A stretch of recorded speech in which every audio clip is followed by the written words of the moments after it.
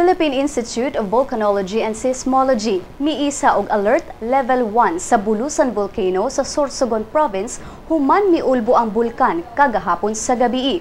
Matod sa PHIVOLCS nga pasado alas 9 kagabii, miulbo ang northwest upper slope sa bulkan hinungdan nga mibugwa kini og ash plume nga dunay gitas-ong 250 meters. Miabot sa 3 ka minuto ang pag-ulbo sa bulkan ug ang mga abo nga niabot sa barangay Bagsangan, Kugon, Monbon ug Tinampo sa munisipalidad sa Ironsin.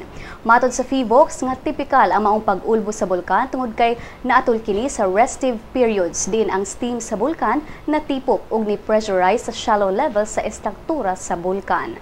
Ubos sa Alert Level 1 ang mga lokal nga kagamhanan gimanduan nga dili usa magpasulod og mga residente sulod sa 4 km radius permanent danger zone sa Bulusan Volcano. Ang publiko giawhag nga kanunay magbinantayon tungod sa hulga sa laing pag-ulbo sa maong bulkan.